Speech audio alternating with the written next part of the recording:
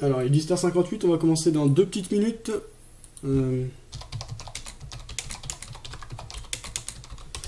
Alors, ce soir, je vous rappelle qu'on va recevoir Bird et Gilles du site boursicoté.com pour un live à 3. Les émissions à 3, en général, c'est très intéressant. Il y a beaucoup de réactions, etc. En plus, on aura deux intervenants très intéressants, Gilles et Bird, qu'on a l'habitude de retrouver. Alors, on va essayer d'aller les retrouver dès maintenant, genre s'ils sont connectés sur Skype. Ouais, Bird est là, donc je vais appeler Bird, et Gilles également. Donc on va ajouter du monde. Pop.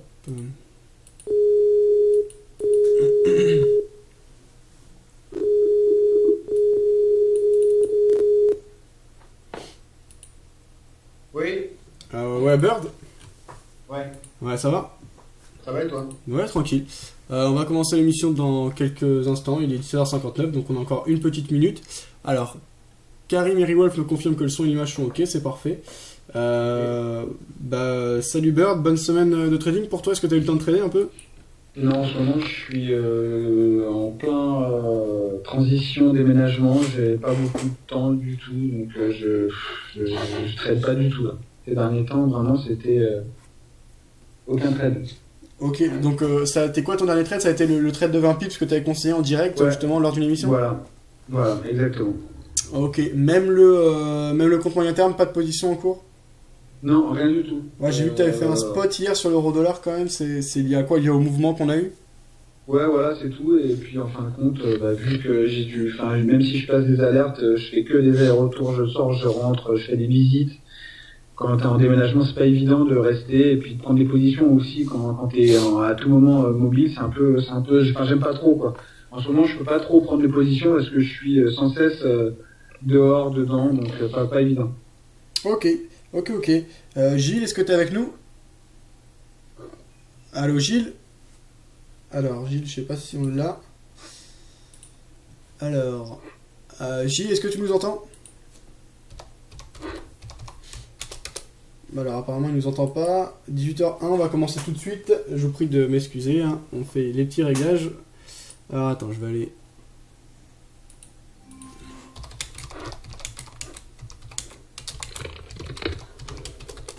Allô?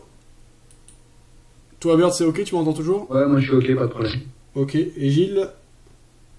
Bon, bah écoute Gilles, nous retrouvera en cours d'émission. Alors, tiens, il me répond, on va essayer de régler ça tout de suite. Alors, il me dit qu'il n'arrive pas à décrocher, alors attends, je vais... Bah c'est bizarre ça. Attends, alors, on va le rappeler. Alors, attends.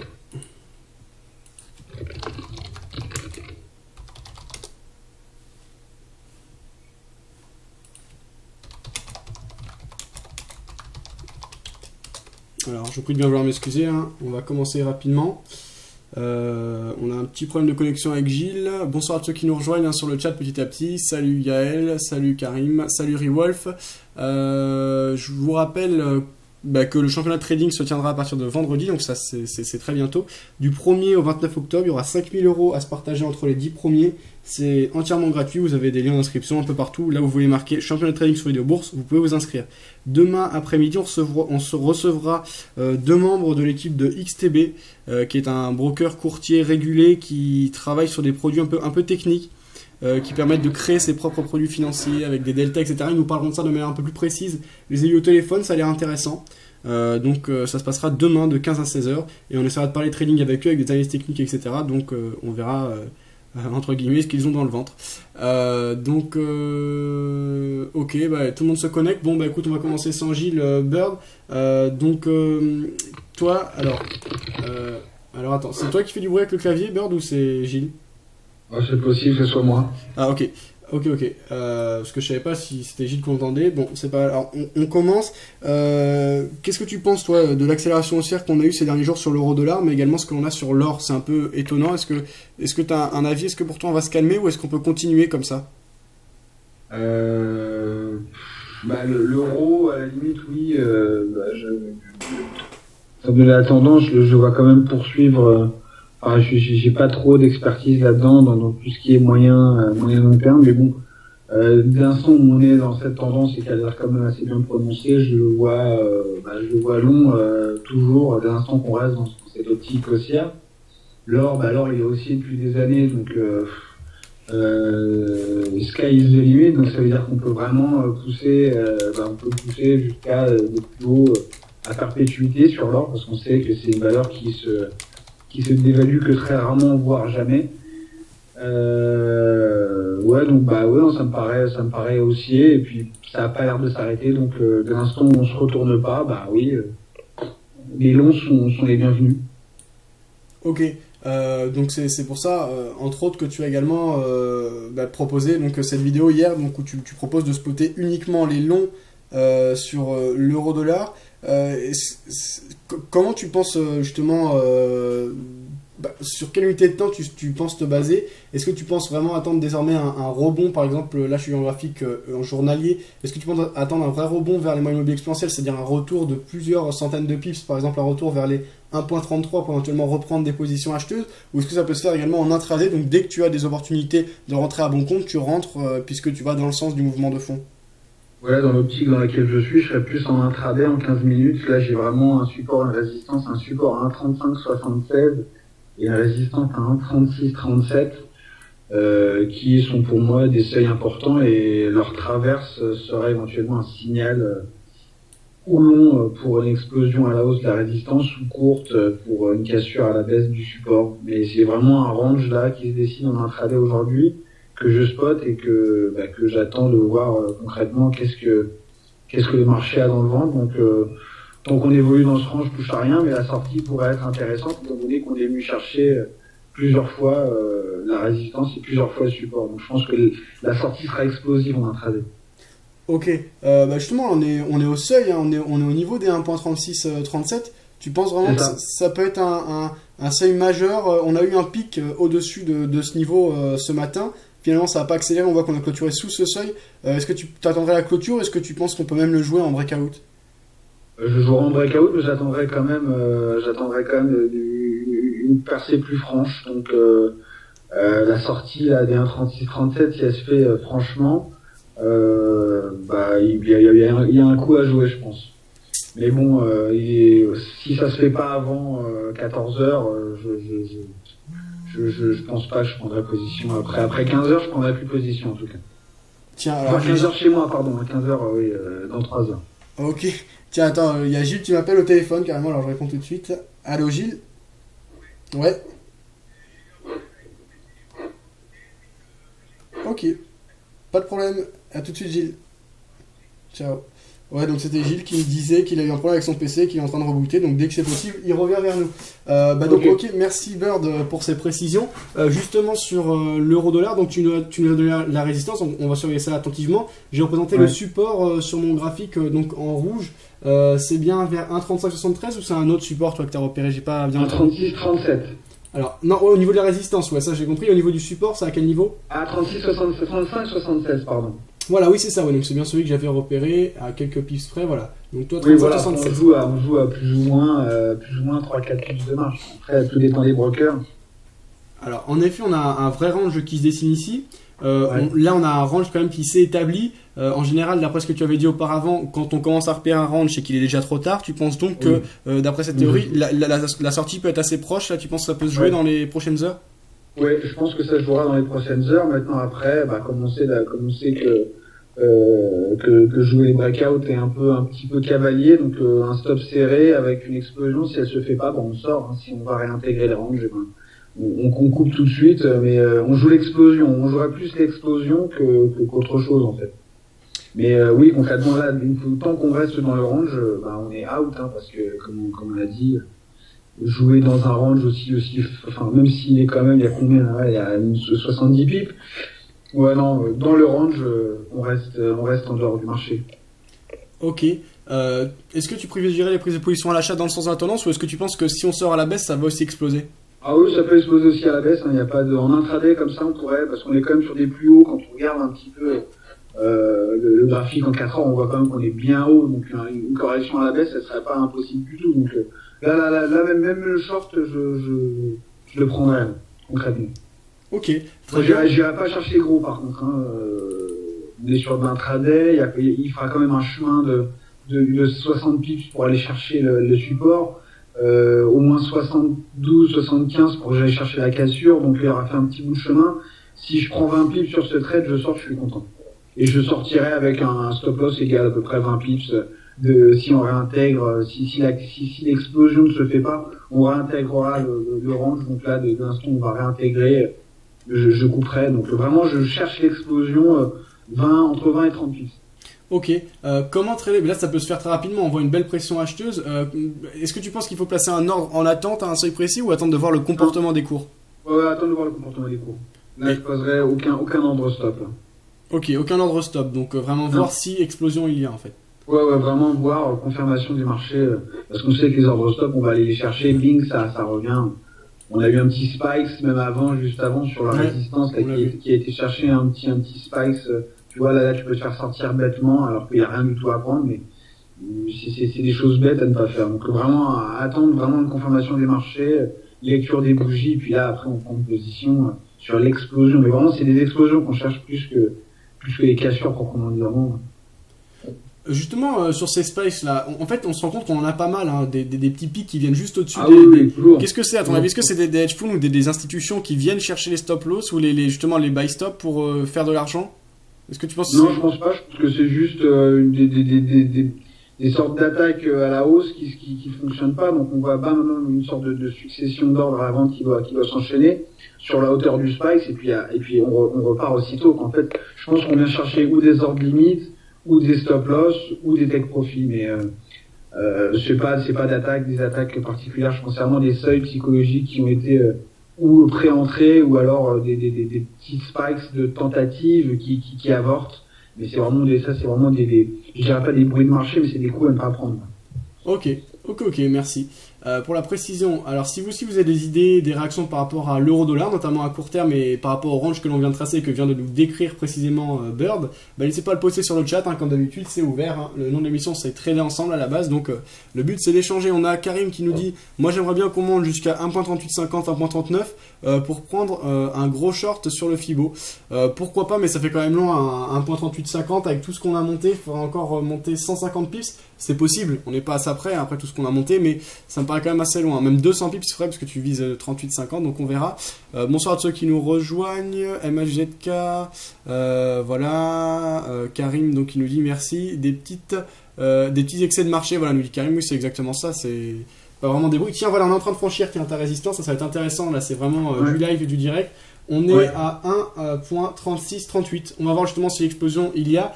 Si cette explosion apparaît, est-ce que tu vas prendre position sur un de tes deux comptes? Je pourrais aller sur le compte 20 pips un jour pour le fun. Hein. Comme je dis, on va chercher des petites explosions. Donc 20 points, 25 points, ça me paraît intéressant. Puis je couperai pareil.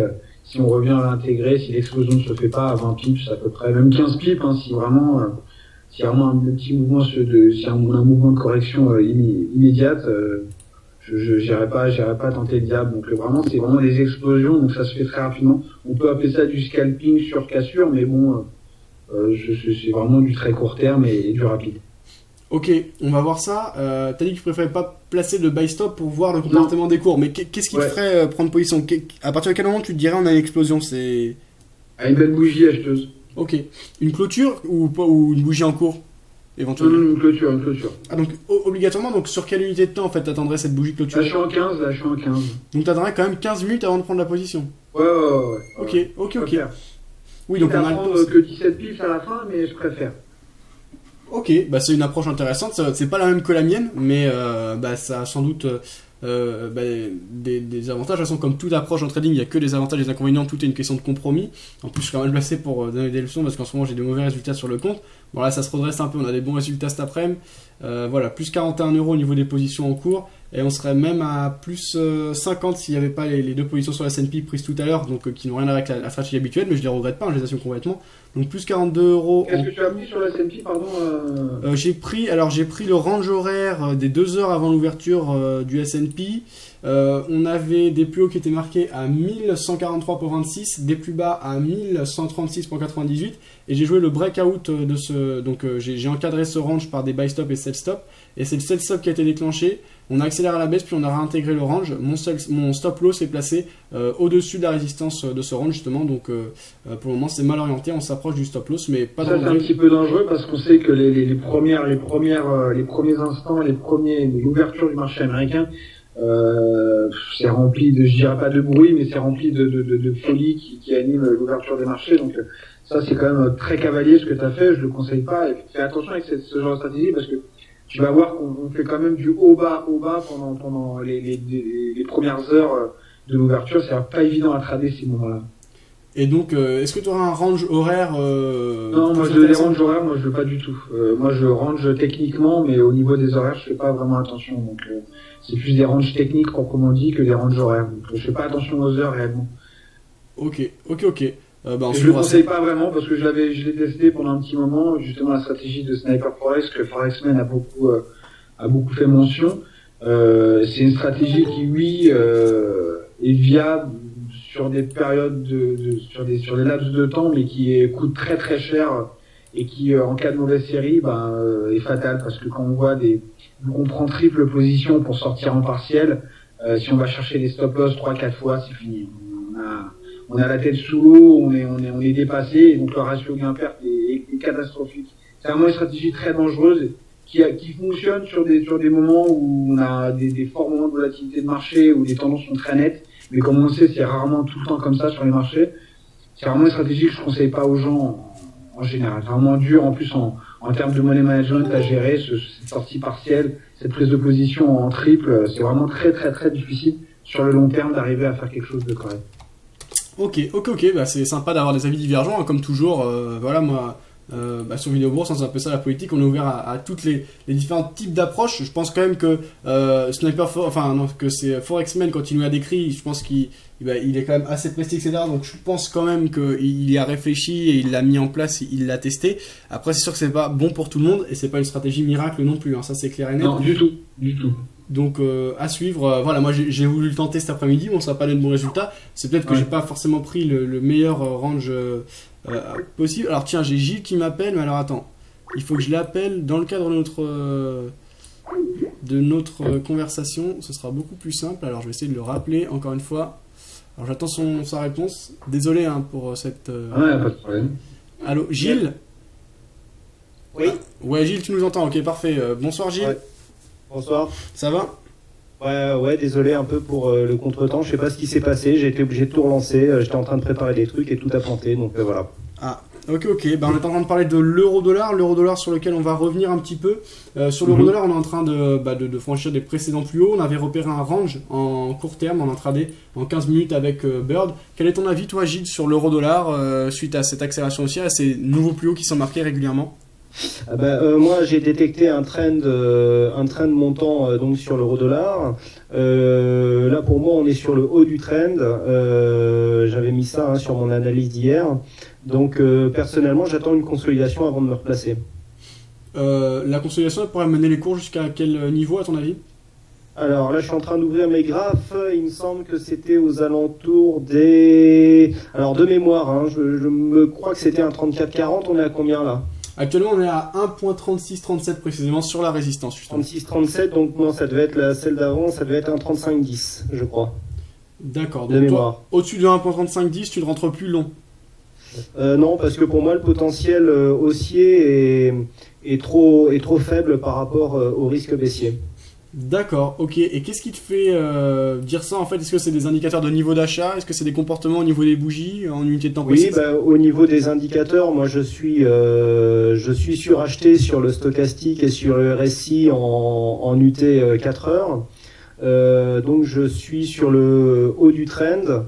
Donc personnellement, pour moi, il y a trop de risques baissiers de consolidation. Donc je préfère viser l'ancienne résistance qui était à 1,3510, qui a été marquée mardi. Donc je préfère me repositionner sur cette résistance donc qui pourrait devenir support pour rentrer à la hausse au niveau de l'euro-dollar. Ok, très bien. On va regarder ça. Est-ce que tu as un graphique à nous faire partager à ce sujet peut-être avec le partage Oui, d'écran? on n'a pas encore partagé mon écran sur Skype. Donc, alors, il faut le faire dans l'autre fenêtre. Alors, ça va être un peu délicat. Alors, est-ce qu'on peut... non, je crois qu'on peut pas partager l'écran. Par contre, quand on est plusieurs à participer à la conversation... C'est impossible, hein, tu me dis, Bird? Non, ouais, je crois que quand on est plus que deux, oui, c'est pas possible. Ah, ok. Bon, bah dommage. Si t'as éventuellement une capture d'écran, tu me l'envoies et puis je la montre pour nous illustrer précisément ce que tu as. Je vais essayer de t'envoyer ça, ouais. Ok. Et donc Bird, lui, veut jouer une explosion à la hausse. Là, dans le cadre, si on l'a, hein, pour l'instant on ne l'a pas, si on explose complètement l'ancienne résistance, donc des 1.3637, qu'on accélère, on est en unité de temps 15 minutes hein, avec Bird, qu'on a une belle bougie haussière, il pense prendre position à l'achat pour jouer la poursuite du mouvement et aller chercher par exemple entre 15 et 20 pips. Qu'est-ce que tu penses toi de cette approche? C'est quelque chose qui te paraît possible et intéressant ou... En quelle unité de temps il se place? En 15 minutes, ce serait... 15 minutes. Alors je regarde. 15 minutes, qu'est-ce que j'ai Pas actuellement, hein, pas actuellement. Il attendrait une explosion en fait.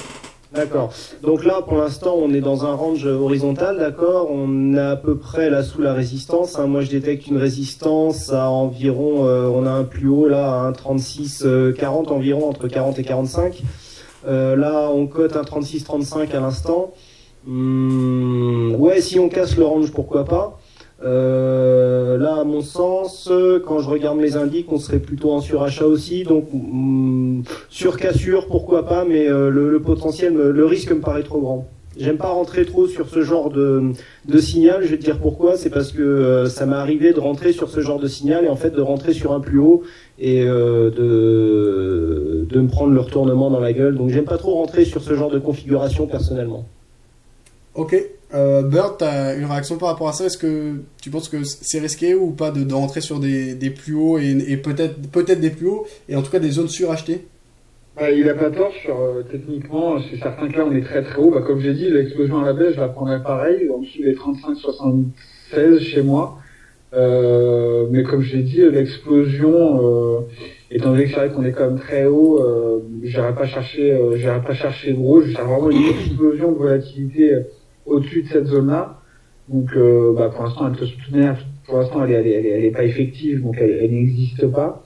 Mais c'est vrai que de toute manière, jouer un breakout sur un seuil aussi haut que ça implique des risques, c'est certain. Mais je le tenterai pareil. Mais comme je dis, là pour l'instant, elle est pas effective, donc c'est de l'hypothétique. Mais pareil, en dessous 35-76, je suis quand même en train de, je spot vraiment les shorts en dessous de ce support-là, pardon. Ok. Alors, donc ça c'était pour le point de vue haussier. Maintenant, Gilles, toi tu parles d'une éventuelle phase de consolidation. Est-ce que tu serais capable de trader à la vente sur un tel marché ou est-ce que tu attendrais que la consolidation soit effective avant d'éventuellement reprendre des longs, spotter des longs comme dit Bird? Là, vu qu'on est sur un plus haut, si tu veux, à la limite, si je voulais shorter, alors j'aime pas non plus shorter à contre-tendance. Là, pour moi, on est dans la configuration typique où je ne fais rien. D'ailleurs, les signaux Forex que je donne le soir n'ont rien donné aujourd'hui, c'est pas un hasard. Moi, personnellement, là, je ne fais rien. Si j'avais quelque chose à faire, là, vu qu'on est juste sous une résistance, qu'on a l'air de plafonner, je tenterais pourquoi pas un short avec une invalidation de stop sur un breakout. Donc je le jouerai un peu à l'inverse que le breakout, c'est-à-dire je jouerai le trade intra-range avec une invalidation en cas de cassure du range par le haut. Ok, donc c'est pas bête, c'est aussi valide hein, comme scénario. Voilà, moi c'est comme ça que je le ferai, mais encore une fois, pareil, prendre une contre-tendance, il y a une bonne dynamique haussière quand même. Moi je te dis, je préférerais attendre une consolidation et reprendre à la hausse. Là on est quand même dans un news flow en plus qui est favorable à la hausse de l'euro-dollar, donc j'irai pas me mettre dans une position risquée en jouant la baisse, hein, à moins que je sente vraiment une consolidation. Alors pour rejoindre ce que dirait Burn, si on devait jouer par exemple l'explosion à la hausse sur ce genre de configuration, moi à la limite j'attendrais une news.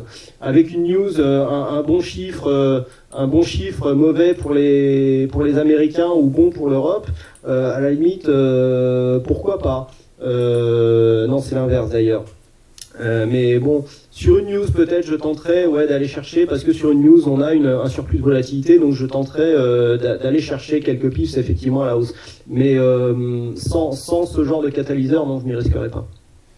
Ok, donc là, en effet, le fait de jouer l'intra-range, c'est intéressant. C'est une des deux approches de jouer le range. Soit on joue la cassure, soit on joue les rebonds à l'intérieur. On peut également faire les deux. Maintenant, est-ce que c'est quelque chose que tu conseilles ou est-ce que vraiment tu conseilles de rester out? Et si jamais on est obligé de rentrer sur les marchés, on fait ça. Toi, actuellement, tu serais plutôt neutre, d'après ce que j'ai compris. Non, moi je te dis, si j'avais à jouer quelque chose... Si tu avais à jouer, ouais, j'ai bien compris, mais si justement dans le cadre normal, est-ce que par exemple sur ton compte réel, tu as pris ce trade que tu viens d'évoquer, là, le short avec stop loss placé au-dessus des précédents plus hauts? Non, pas du tout. Là, moi je suis sur l'euro-dollar, là je suis totalement liquide, donc là pour l'instant j'ai rien en cours là sur l'euro-dollar, donc là j'ai rien et je prendrai rien et pour l'instant j'ai envie de rien prendre. Ouais, là, je regarde attendre une unité de temps un peu plus large. Ouais, là, on est vraiment sur le haut du... À la limite, ouais, je jouerai une vente avec une... Parce que je suis quand même, là, j'ai un trend en UT 1 heure. Ouais, je jouerai le retour sur la base du trend, voire même sur la ligne médiane. Mais là, pour l'instant, rien de plus. Hein. On est quand même assez haut, là. Ouais. Ouais, non, c'est difficile, là. À la limite, ouais, jouer une cassure avec invalidation en cas de cassure par le haut. Bon, un trade dossier cassé par le haut, c'est assez rare quand même, hein. Donc c'est vrai qu'à la limite, on pourrait se dire, c'est un trade qui a pas beaucoup de risques. Pourquoi pas? Ok, ouais, c'était simplement pour avoir plus d'informations. On a déjà bien insisté sur l'euro-dollar. Je vais aller faire un petit tour du côté du chat. On a pas mal de réactions. Ok, on a quand même qui nous dit c'est pourquoi trader les breakouts avec des ordres stop. Je trouve ça extrêmement dangereux, nous dit Karim. Donc il est plutôt d'accord avec ton approche, Bird. Donc toi, Karim, toi aussi, tu traites plutôt les breakouts en observant les comportements des cours. Toi, Gilles, ce sera intéressant également d'avoir ton avis. Qu'est-ce que tu penses des ordres en attente en fait? Est-ce que c'est quelque chose que tu utilises régulièrement comme moi, ou est-ce que tu préfères voir le comportement des cours au moment du franchissement d'une résistance ou d'un support? Quelle approche tu préfères entre ces deux approches? Bah moi j'utilise les deux, donc pour moi le breakout, effectivement, si je veux jouer un breakout, je peux mettre des ordres en attente. Bah, d'ailleurs c'est un peu ma démarche quand je donne des signaux le soir pour le lendemain, c'est-à-dire je place mes stops et puis moi tu sais je travaille la journée, donc je place mes stops et puis je surveille ça un peu de loin. Tout est prévu à l'entrée et puis à la sortie, que ce soit à la baisse ou à la hausse. Et donc oui, bon c'est les bons résultats. Hein. Là sur le début de la semaine, on est encore positif. Donc tu vois, même avec ce genre d'approche, si on calcule ses résistances support correctement, on arrive à s'en sortir avec un bon money management.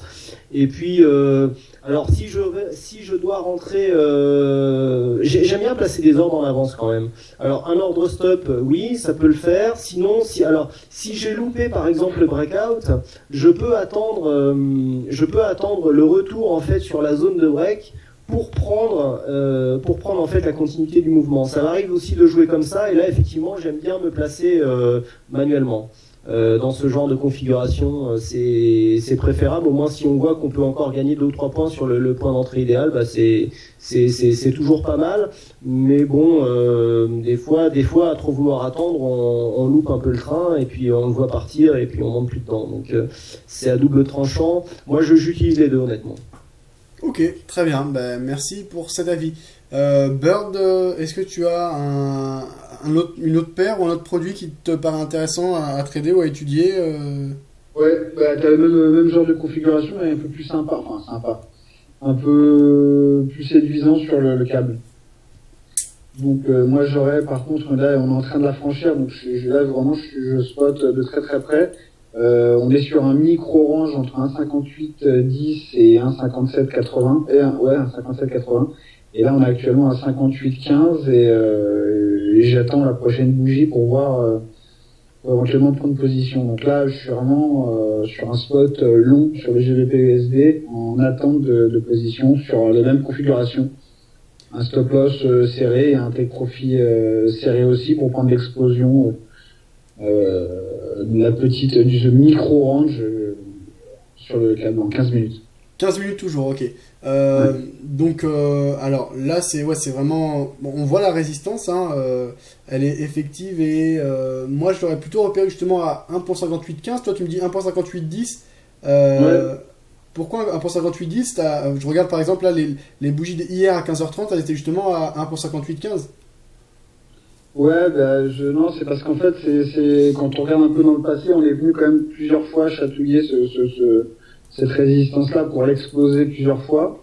Ça, c'est des configurations qui sont plutôt sympas quand on voit qu'on a des seuils qui sont traversés, qui reviennent en réintégration et qui après sont retestés.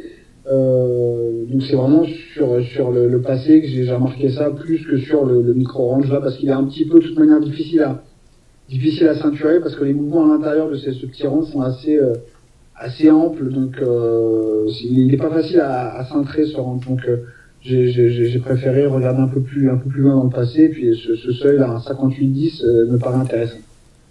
Ok, bah on va suivre ça attentivement. Si la bougie clôture comme elle est actuellement, est-ce que tu prends la position, est-ce que tu attendrais quand même une explosion plus importante? J'attends une bougie un peu plus puissante à la hausse sur le câble, mais pour l'instant je suis encore flat. J'attends de voir. Je vois qu'il y a comme une hésitation qui est en train de se faire, donc tant qu'on n'explose pas, y a rien qui me ferait prendre. Mais il a l'air quand même plus séduisant celui-là que sur l'euro, mais on va voir.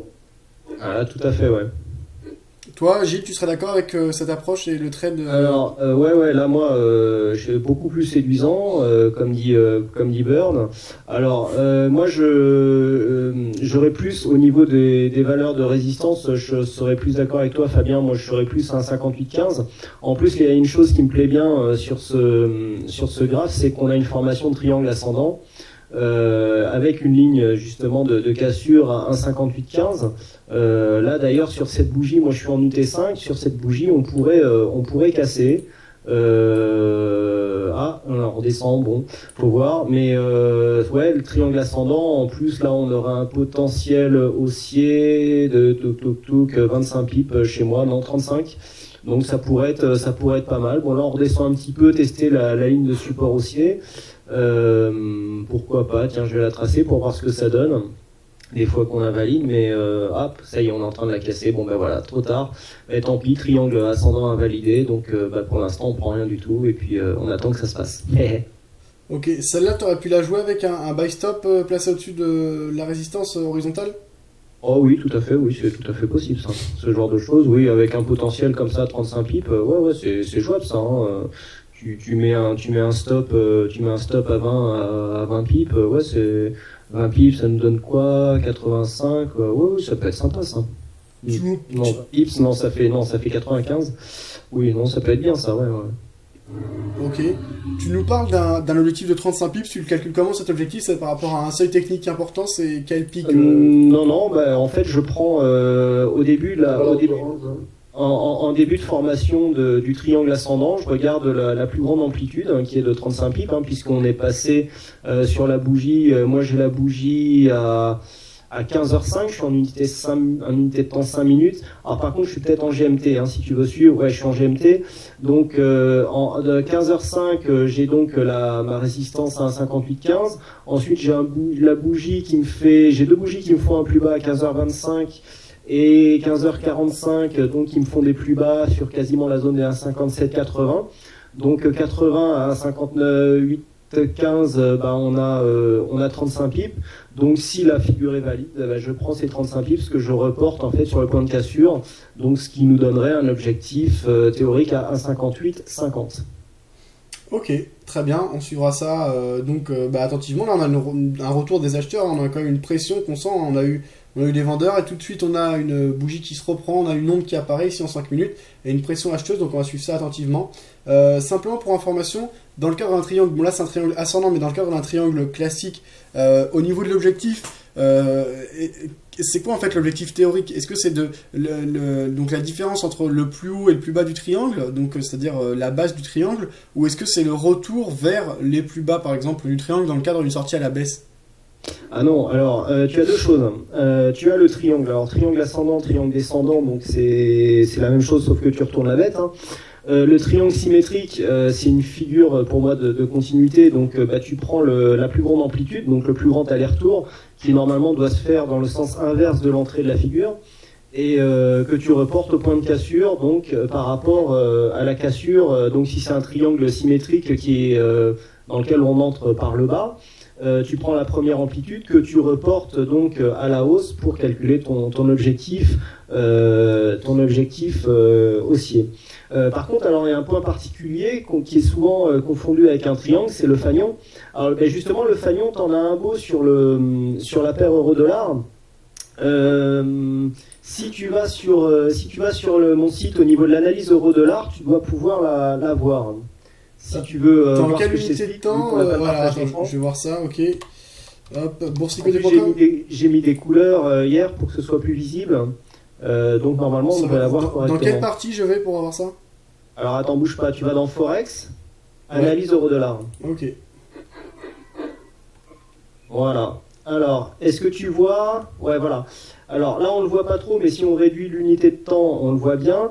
Est-ce que tu vois au milieu du graphe, hein, en plein milieu, on a un triangle. Alors là, il est un peu aplati parce que l'unité de temps, j'ai zoomé un peu pour qu'on voit bien. Mais est-ce que tu vois le premier triangle? En noir? Ouais, en noir. Oui. Bon, est-ce que tu vois la ligne verte qui part du bas de la tendance et qui va vers le haut du triangle? Oui. Voilà. Est-ce que tu vois où va la ligne verte qui part de la pointe du triangle? Oui. Est-ce que ça te parle?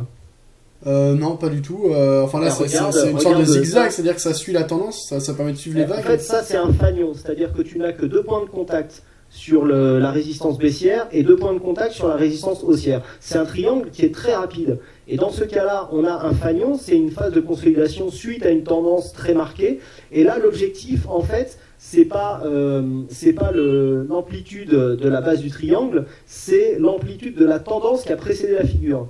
Et donc là, en fait, on avait un objectif qui était assez énorme, hein, puisqu'on était parti, je crois, environ des 1,27, on est parti à 1,31. Et donc le point de cassure nous donnait 400 pips d'objectifs. Et en fait, on les a touchés hier dans la journée. Je crois que c'est expliqué d'ailleurs dans le texte. C'était justement pour illustrer l'objectif qu'on pouvait avoir sur un fanion. Ok, t'avais tradé toi ce signal? Non, pas du tout.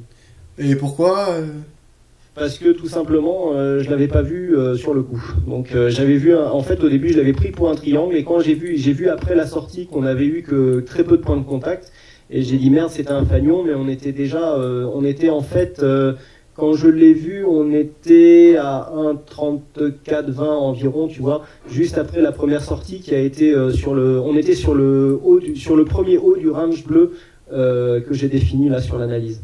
Donc en fait le haut du range haussier dont je te parlais tout à l'heure pour l'euro-dollar, c'est ce range bleu là qu'on a sur le graphe que j'ai posté sur le site. Ok, le fanion c'est une figure qui donne des bonnes probabilités de réussite? Ah, j'ai jamais. En général, oui, il marche bien. Le point d'invalidation, en plus, il est assez sympa parce qu'il ne faut pas recouper la pointe du triangle. Donc, c'est un signal sur lequel tu prends très peu de risques, en fait, puisque ton stop, c'est quasiment ton PRU. Par contre, j'ai jamais testé le pourcentage de réussite sur ce genre de figure. Ok. Bah écoute, merci des précisions. Par rapport à l'euro-dollar, tu en as une belle correction qui se dessine. Je suppose que c'est à peu près la même chose sur GBP/USD. Pour moi, sur GBP/USD, on revient au niveau de la trendline haussière. Bird, un avis sur une autre paire ou tu resterais sur ces 2 paires principales que tu as l'habitude de trader? Ouais, je reste plutôt sur ces 2 paires pour le moment. J'ai pas trop Non, pour l'instant, je spot ça me suffit. Donc, je suis pas non plus à l'affût impérativement de quelque chose maintenant, tout de suite. Donc, si là, on sort pas de ces deux cas de figure, bah tant pis, on travaillera pas aujourd'hui. Mais moi, ces 2 scénarios me plaisent bien. Donc, ça passe, tant mieux. Ça se fait pas aujourd'hui, tant pis. On attendra quelque chose d'autre de plus franc. Aller chercher les autres parités que je connais moins bien. Surtout sur les configurations de sortie comme ça, je suis j'aime pas trop ça. Ok, on a à peu près le même type de configuration sur l'euro-dollar et sur la livre sterling, même si c'est pas la même chose, hein, on l'a vu, on est sur des plus hauts sur l'euro-dollar, alors que c'est pas le cas forcément sur GBP/USD, parce que si on prend un peu de recul, on a des précédents plus hauts. Si tu devais, est-ce que tu choisirais entre les deux ou est-ce que tu pourrais prendre les 2 signaux? Non, un des deux. J'évite de faire du multipaire. Donc c'est vraiment si je regarde les deux, donc s'il y en a un qui me séduit plus qu'un autre, je prendrai celui qui me plaît le mieux en fait. Mais je prendrai pas les deux. Ok, et donc a priori tu choisirais plutôt GBP-USD, la configuration que tu as l'air... Ouais, je préfère GBP-USD que l'euro-dollar, même si l'euro-dollar vient en même temps, ça me paraît, il est quand même midi et demi déjà, moi, Wall Street, ça devrait pas être... ouais, après 15 heures, quoi qu'il se passe, je touche plus rien. Même si on va chercher des plus bas et qu'on explose après 15 heures, ça sert plus à... Même, non, après 15 heures, je touche plus à rien jusqu'à demain. Donc 15h heure américaine, il est quelle heure là actuellement aux États-Unis? Il est midi 30. Il est midi 30. Donc t'as quand même le temps pour éventuellement voir venir ton... Voilà, c'est ça. 2h30, si ça se fait pas dans les 2h30, j'annule tout et puis on attendra demain. Ok. Tiens, on parlait des ranges horaires. Alors Bird a dit qu'il était vraiment pas fan du tout, hein, même qu'il n'aimait pas cette approche et qu'il pensait que c'était pas viable à long terme, en tout cas que c'était très difficile. C'est parce que je l'ai testé en fait, c'est parce que je parle vraiment parce que j'ai testé ça en fait, parce que j'ai même échangé avec Sniper sur Skype plusieurs fois et que j'en suis arrivé aux conclusions que ça me plaisait pas du tout. Et Sniper, lui, te disait que... Sniper aussi, il l'utilisait plus parce qu'il a vu le même cas de figure, il s'était mangé une mauvaise série qu'il avait envoyé au fin fond de la cave et du coup, il avait pu réitérer, il cherchait d'autres solutions, il voulait peut-être modifier un peu les écarts types, il avait réfléchi à plusieurs choses, mais j'en sens jamais vraiment tombé sur des conclusions définitives, donc il avait mis de côté un peu le projet. Et puis depuis, moi j'avais complètement arrêté, donc on n'a plus vraiment reparlé, mais moi après mes tests, ça s'est avéré complètement, pas concluant du tout, donc j'ai préféré. Tu sais, quand tu prends un triple, c'est-à-dire quand tu prends 3 fois une position sur chaque position et que tu fais 3 mauvaises séries, faut s'accrocher pour aller les récupérer, même si tu échelonnes sur 3 TP différents, c'est très très rare d'aller chercher les 3 TP en une journée. C'est-à-dire que tu fais des grosses journées, oui, mais c'est quand même relativement rare. Tu t'arrêtes souvent ou au premier ou au deuxième. Il te suffit, voilà, en plus c'est très probable, mais ne serait-ce qu'une mauvaise série, le 3, t'es au fond, quoi. T'es au fond et tu ressors plus, pour ressortir la tête de l'eau, c'est vraiment, tu vas nager, c'est très mauvais, quoi. Le money management est très dur à mettre en place, dès l'instant où, tu prends, t'es obligé d'échelonner sur 3 sorties, donc tu prends des triples à chaque fois, donc les stop loss c'est 3 fois dans la tête, donc ça fait très très mal, quoi. Les mauvaises séries sont fatales. Et on sait que les mauvaises séries arrivent à tout système à un potentiel mauvaise série, donc si tu maximises pas ton money management, et que c'est comme ça, tu prends des dérouillés phénoménales, donc vraiment je ne conseille pas, quoi. Vraiment c'est quelque chose que je conseille pas. Maintenant chacun est libre de tester de son côté, de tenter des choses, mais moi, l'expérience s'est avérée non concluante. Très bien. Gilles, toi, un avis sur les ranges horaires et les breakouts de ces ranges horaires? Est-ce que c'est quelque chose que tu as déjà utilisé? Est-ce que tu penses que ça peut donner de bons résultats? Moi, les breakouts, je préfère les jouer quand la tendance est marquée. Hein. Des ranges, quand tu parles de range, c'est tendance horizontale. Hein. Moi, j'aime pas trop. Hein. Ça peut un peu partir dans les deux sens. Alors, pour schématiser un petit peu, parce que là on parle sans image, par rapport à ce que je te disais tout à l'heure sur les ordres préparés ou pas, sur le GBP USD là sur le câble, on a. Alors quelle unité de temps? Oui. Quelle unité de temps? En 4 heures. On a un bel exemple d'une position que je peux prendre suite à un breakout. Tu vois qu'on a une résistance à peu près sur 1,57. Moi j'ai 1,57 30, 28, qui a été cassée par une grande bougie relativement ample. Tu la vois? Et ensuite on est rentré en range. Oui, je l'ai, oui, ok. Voilà. Et ensuite, on est rentré en fait, si par exemple je loupe ce breakout, je peux attendre un retour sur cette zone, donc sur les 1,5730, et tu vois, on a une bougie 3 jours plus tard qui est venue chercher cet objectif et qui est remontée après. Bon, mais ça, c'est tout à fait le genre de position que je peux prendre si j'ai loupé le breakout, donc avec un ordre en attente, avec un ordre, avec une entrée donc à court limite, et je peux aller chercher une continuité de breakout sur un signal comme ça. Donc c'est vraiment jouer le pullback là. Oui, voilà, on joue le pullback avant de repartir en tendance. Alors sur l'euro-dollar, ça marche super bien ce genre d'approche. Hein. Je l'ai testé plusieurs fois, et que ce soit en sur des unités de temps assez longues, hein, en 1 heure, 4 heures ou même en 5 minutes, t'arrives à capter des tendances avec ça. Et là, c'est pareil, le risque est assez faible parce que si tu t'enfonces un peu par rapport à justement cette résistance et que le support ne fait plus effet, bon ben là, si tu veux, ta tactique n'est plus valable et tu peux te permettre de sortir relativement court pour invalider en fait ton scénario. Ok, mais quel est l'avantage? Est-ce que tu penses que c'est une opportunité à prendre uniquement si on a raté le breakout, ou est-ce que ça comporte des avantages par rapport au breakout? Alors moi je pense que ça peut avoir des avantages par rapport au breakout parce que enfin bon, là on est vraiment sur les pourcentages de réussite. Maintenant l'avantage que ça a, c'est que ça te permet, si tu veux, de rentrer. Moi je joue ce système là si j'ai loupé le breakout, hein, c'est ce que je te disais tout à l'heure. Si j'ai loupé, plutôt que d'aller essayer d'attraper le train en marche trop loin, je vais attendre un retour sur mon cours idéal pour en fait ça te fait rentrer au même PRU, sauf que tu attends une consolidation. Alors, moins risqué, peut-être pas, parce qu'en général, la meilleure dynamique, tu l'as après le breakout. Mais moi, ça m'est arrivé de prendre des signaux comme ça et d'aller retoucher un nouveau plus haut que le premier breakout. Donc, c'est assez intéressant comme configuration quand même. D'accord, bah merci pour la précision. Alors simplement par rapport au range horaire que je parle, en fait c'est plutôt du breakout horaire, c'est-à-dire de repérer des plus hauts et plus bas sur des horaires fixes, par exemple à la préouverture d'un marché, par exemple on va dire le marché parisien, donc tu repères le range, enfin en tout cas les plus hauts et plus bas entre 8h et 9h, tu places des buy stop et sell stop au-dessus et au-dessous de ces niveaux. Est-ce que c'est quelque chose que tu as déjà fait? Est-ce que c'est quelque chose qui te parle ou pas du tout? Non, moi, comme je t'ai dit tout à l'heure, hein, jouer des cassures sur des ranges, pour toi, un range, c'est bien une tendance horizontale, on est d'accord? Alors non, justement, c'est ce que je voulais corriger, là. Je parle pas de range. En fait, quand je disais range horaire, c'est parce que, en général, on prend des horaires qui rangent, mais je parle de plus haut et plus bas pendant des heures précises, en fait. Par exemple, avant l'ouverture du marché français, avant l'ouverture du marché américain, etc.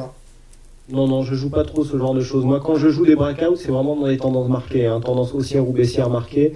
Range horaire, non, oui, je vois à peu près ce que tu veux dire, c'est-à-dire, par exemple, t'attends après l'ouverture 1 heure de cotation, et puis après c'est 1 heure de cotation, tu rentres en breakout sur le plus haut et le plus bas, c'est ça? Voilà, par exemple, exactement. Ouais, bon, j'ai déjà, ça m'attire pas trop ce genre d'approche. Je joue pas trop sur ce genre de signaux, moi. D'accord, merci. Bert, toi, je crois que par rapport au breakout, tu rejoins assez Gilles sur le point. Bah justement, tu attends de voir le comportement des cours avant de jouer à un breakout. Donc, le pullback, c'est quelque chose que tu aimes bien? Bah, j'aime bien. Tout dépend de la sortie. Enfin, c'est quand même très subjectif. Les breakouts, t'as du mal à systématiser. Une sortie avec un pullback. Donc, attends, je te laisse continuer. Je descends 2 secondes, donc je serai absent 2 secondes. Je reviens tout de suite. Où j'arrive à sortir, à prendre l'explosion et je fais un trade relativement rapide, un aller-retour rapide sur l'explosion, ou alors, si je l'ai raté, comme a dit Gilles, j'attends de constater le pullback, et si oui il est effectif, là, éventuellement je prends. Mais pareil, j'aime bien attendre la lecture des bougies quand même. J'aime bien voir ce que le marché semble me dire que plutôt de systématiser les retours sur support et résistance. Moi, j'aime bien lire les bougies en fait avant de prendre une position. Je sais pas si toi tu fais ça aussi. Alors, ouais, moi, ce que j'allais dire par rapport justement à cette technique, c'est que on peut attendre le pullback, mais des fois il arrive jamais. Hein. Ça, c'est sûr que moi, ça m'est arrivé d'attendre un pullback et puis le pullback, en fait, il arrive pas, ou alors je loupe à quelques pips et puis hop, ça continue plus haut. Bon, tant pis, c'est un trade. De toute façon, il était raté à la base parce que j'ai loupé le break. Bon, si j'arrive pas à attraper le pullback, et tant pis, on passe à autre chose et puis on regarde ce qui se passe après, hein, ça c'est pas trop grave. Je suis dans la même optique. Moi, par rapport à pour rejoindre un petit peu ce que tu disais tout à l'heure, moi, s'il y a rien à faire, je ne fais rien. J'ai trop pris de gamelle à vouloir trader absolument. Je sais pas si ça t'a fait la même chose, mais quand la première plateforme CFD, t'as des boutons partout. En plus, on t'a expliqué qu'il n'y avait pas de frais, que tu pouvais devenir riche rapidement, donc t'as envie de trader toutes les paires et tous les trucs que t'as sur la plateforme. En plus, quand t'as 300 produits, t'as de quoi faire. Et puis en fait, tu te rends compte au bout d'un moment que il vaut mieux attendre des signaux. Non, je veux dire, l'avantage justement, c'est quand tu as une offre pléthore comme ça, c'est pouvoir justement regarder plusieurs supports pour voir quel support t'offre la plus belle configuration avec les meilleures probabilités. L'analyse technique, c'est une question de probabilité, hein. Moi, j'essaye de rester dans les probabilités assez fortes. Et puis bon, bah, plutôt, moi, ça m'arrive, hein, honnêtement, je le dis, ça m'arrive de faire des journées où je ne fais rien du tout parce que on nage entre deux eaux, c'est un peu chaud, un peu froid, surtout qui est très tiède. Et puis, en fait, il n'y a rien à faire. Bon, bah, je préfère pas prendre de risques pour prendre 5 points, et puis hop, à un moment, ça se déclenche, et puis c'est forcément dans le mauvais sens, et puis bah, t'en perds 50, et puis à en vouloir en avoir gagné que 5, donc bon, c'est trop risqué. Donc moi, j'attends vraiment qu'il y ait une belle tendance, et puis j'essaie de rentrer dedans. S'il n'y a rien à faire, tant pis, il n'y a rien à faire, hein, je vais faire du jardinage, et puis voilà, quoi. Ah oui, c'est ce que j'ai, bah, moi, de toute façon, c'est ce que j'avais fait quand on avait parlé avec Fabien, c'est moi, un des pires ennemis, c'est l'overtrading. Donc, au début, comme tu as dit, tu le sais pas, donc tu veux constamment être en position et être sur tous les bons coups. Au final, tu te retrouves à être sur tous les mauvais. Donc vraiment, c'est sûr que l'overtrading, moi, personnellement, m'a coûté beaucoup. Déjà en termes de stress et sur les comptes. Donc, c'est certain que moi, il m'arrive souvent, même, je passe même des semaines, des fois, sans prendre aucun trade parce que il suffit que j'ai deux signaux pardon sur la semaine et que sur ces deux signaux je sois pas présent. Donc vu que j'automatise rien, si je suis pas présent sur les deux seuls signaux de ma semaine, je prends plus rien de la semaine. C'est un petit peu ennuyeux des fois, mais bon, je préfère faire ça que de rentrer à tort et à travers et de prendre des pertes dans tous les sens. Mieux vaut ne rien faire que de faire des pertes, hein, de toute façon. Ah oui, complètement, ça c'est clair. Il faut mieux rester flat que de prendre du négatif, ça c'est certain. C'est clair, c'est clair. Bah Gilles, merci beaucoup. Est-ce que tu vas nous quitter? Normalement, t'es présent une demi-heure lors des. Ouais, mais bon, j'étais en retard, donc voilà. Tu veux rester jusqu'à la fin? C'est comme tu veux. Non, maintenant là, va falloir que j'y aille. Okay. Au niveau des sujets, là, c'était spécial qu'on soit à 3 ou comme c'est mercredi, ça sera toujours comme ça? Non, en fait c'était spécial parce qu'hier j'étais chez Saxo-Bank pour animer un webinaire, donc normalement on fait l'émission avec Bird le mardi soir, donc on l'a décalé et Bird a accepté de revenir ce soir, donc émission à 3, mais c'est mieux, enfin moi personnellement c'est les émissions que je préfère à 3, parce qu'il y a du débat comme ça a été le cas là, c'est vraiment intéressant. Ok, la prochaine fois on essaiera de se taper un peu plus sur la couenne alors pour rendre le débat intéressant. Ok, ok, pas de problème. Ok. Bah écoute Gilles, merci, et puis on te retrouve la semaine prochaine alors. Ok, et puis j'espère être à l'heure cette fois-ci. Ouais. Merci de m'accueillir sur ton site encore une fois. Alors, par contre, je te dis la semaine prochaine, ça va être prochain. Ouais, merci beaucoup. Justement, j'allais te dire, moi, ça va être un peu bizarre la semaine prochaine parce que il va falloir que je m'organise. Je serai plus en France à partir de la semaine prochaine, donc il y aura le décalage horaire, etc. Donc je te tiendrai au courant et je vous tiendrai tous au courant. Je sais pas exactement comment ça va se passer pour le moment, mais vous serez tenus informés courant de la semaine prochaine, en fait. Oui, écoute, tu te débrouilles, hein. Ouais, je me débrouille. Il y a Internet, donc tu y arriveras. Hein. Oui, voilà, c'est pour ça, je m'inquiète pas, mais c'est juste que, faut que je m'organise. Donc, enfin bref, je vous tiendrai au courant. Merci beaucoup, Gilles, bonne soirée à toi et à bientôt alors. Merci on te beaucoup, retrouve sur Fabien. boursicoté.com. Tout à fait. Je te laisse mettre le lien sur le chat ou tu veux que je le mette? Oui, je pense que les gens connaissent, hein, donc tu le mets quand t'as le temps. Et puis moi, de toute façon, de temps en temps, je viens poster l'adresse de ma vidéo quand elle est faite. Bon, là, j'ai bugué, donc j'ai pas pu la faire. Elle arrivera un peu plus tard ce soir. Ok, bon. Merci Gilles, bonne soirée. Bonsoir. Ok. Bye.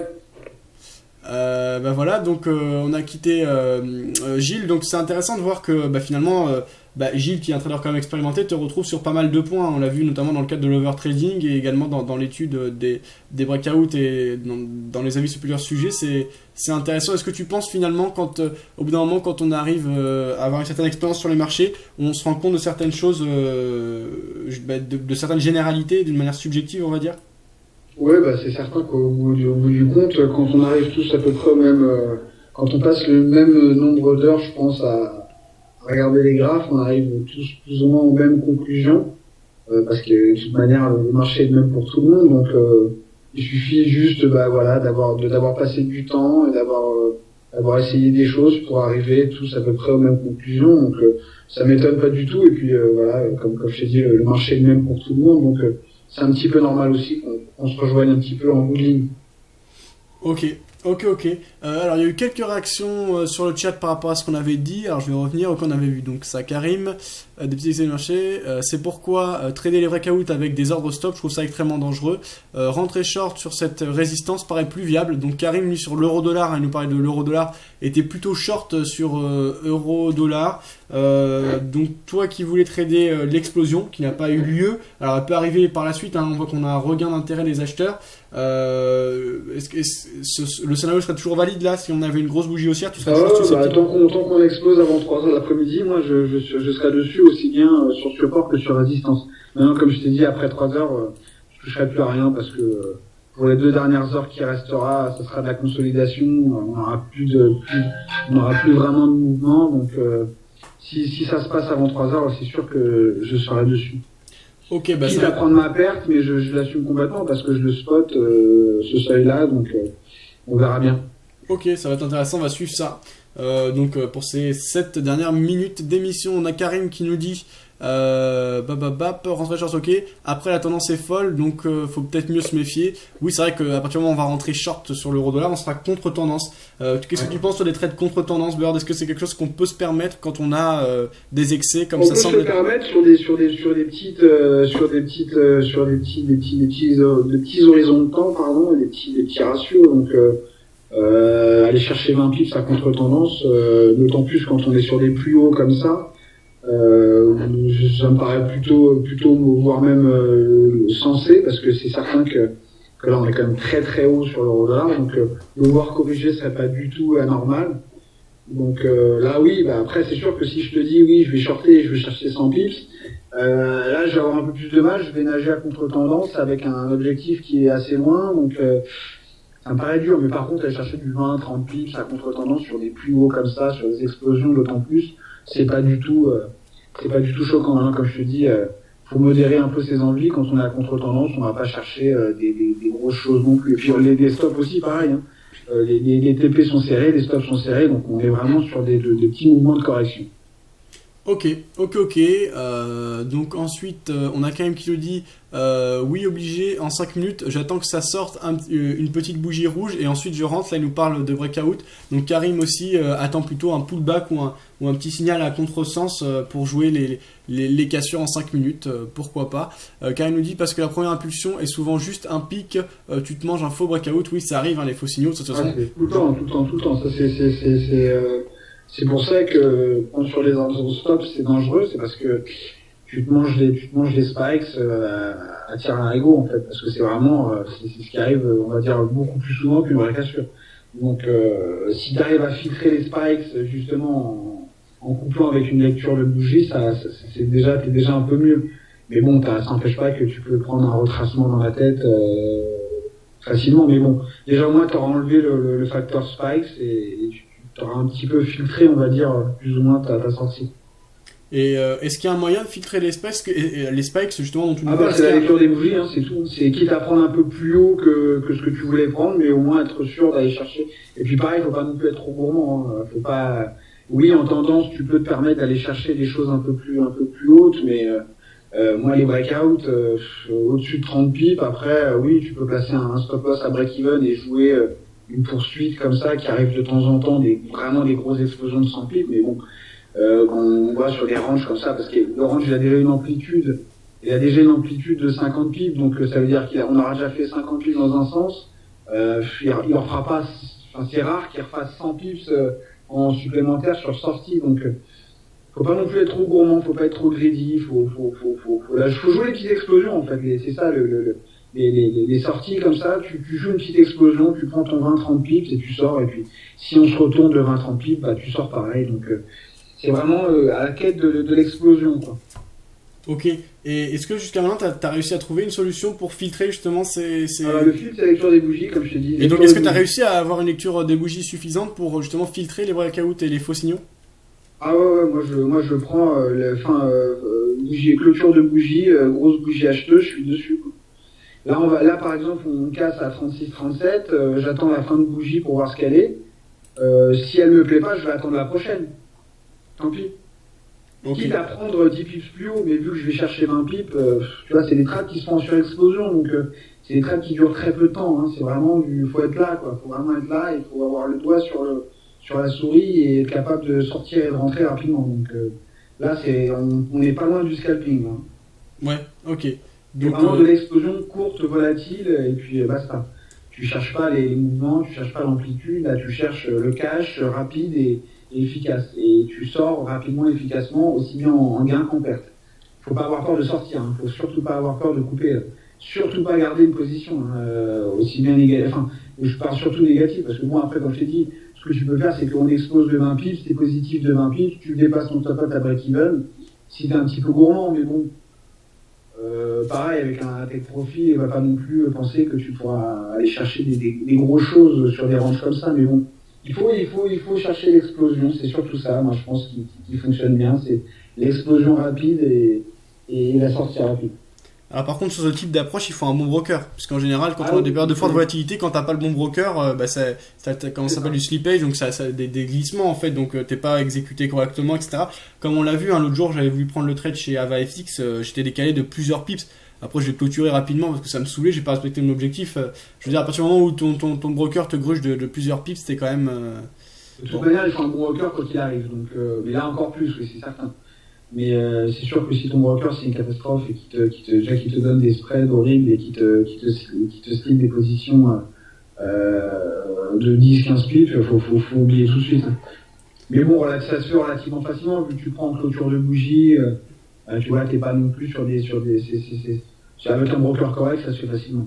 T'as pas besoin non plus d'être chez du lourd quoi. La plupart des brokers sur ce genre d'approche est relativement correct.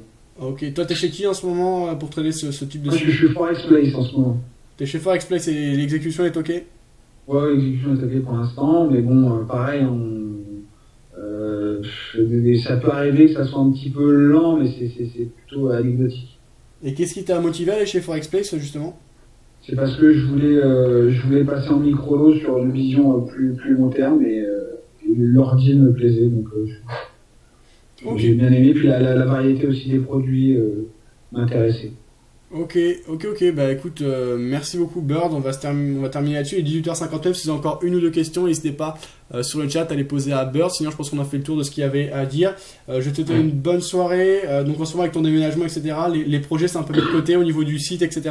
Non, je fais toujours, dès que j'ai un peu de temps, je fais une vidéo, j'essaie de faire quelque chose, mais là vraiment, je fais des visites, en plus j'ai des travaux chez moi, le temps que je quitte l'appartement, ils font des travaux, donc c'est pas évident, c'est pas évident. En ce moment, c'est une petite période de transition pour moi, le temps que je règle tout ça, après je serai quand même beaucoup plus stable, mais là, je fais 2-3 de temps en temps, quand j'ai le temps en fait, c'est vraiment là, c'est quand j'ai le temps. Ok, ben merci beaucoup. Tiens, une petite note positive avant de nous quitter. Là, je suis depuis plusieurs minutes maintenant. Le Tech Profit vient d'être déclenché sur l'euro-livre sterling, soit un gain de 50 pips pour un gain de 17,38 €. Ben voilà, on va terminer là-dessus. Donc, il me reste encore 5 positions ouvertes qui sont toutes positives. Donc, on va laisser courir. Les objectifs sont clairement placés. On est notamment acheteur sur l'euro-dollar et pour l'instant, ça se passe plutôt pas mal. On va voir si l'explosion qu'on attend depuis tout à l'heure arrive ou non. Merci Gilles. Merci Gilles, on l'a quitté tout à l'heure. Merci Bird. On te retrouve prochainement. Comme je t'ai dit, je te tiens au courant, comme Gilles, pour la semaine prochaine. Avec plaisir. Voilà. Et bon voyage à toi et bienvenue de l'autre côté de l'Atlantique. Ah ouais, je vais transférer pour les fuseaux horaires, ce sera plus simple. Un peu plus simple. Ouais. Et tu verras que c'est un peu embêtant, tu t'en rendras compte parce que Londres, tu l'auras jamais. Ouais. À moins que tu sois vraiment un warrior de la nuit, mais bon, tu vas quand même galérer pour choper la session de Londres. Ouais. On n'est pas si bien que ça en fin de compte sur ce fuseau-là, tu vois, c'est un petit peu contraignant. Tu peux que, en fin de compte, tu peux que ou faire Tokyo les débuts qui est super nul, ou faire Londres, ou faire New York, bon, c'est un peu plus excitant, mais c'est pas Londres quand même. Ouais, mais c'est étonnant d'ailleurs. Pourquoi c'est Londres justement la place? Je sais pas, mais en tout cas sur les devises, Londres est beaucoup plus explosif, c'est clair que New York. Ça, y a pas photo. Ok, merci Bird. Bonne soirée à On en toi. reparlera, tu me diras ce que t'en penses. Ouais, parfait. Ce sera un autre débat. Et bon voyage à toi. Ciao, merci. Bye, bonne soirée. Alors voilà, on a quitté Bird. Si vous pouvez m'indiquer sur le chat quand on aura terminé, quand j'aurai terminé ma phrase en fait, merci de me dire c'est fini sur le chat, comme ça je coupe l'émission.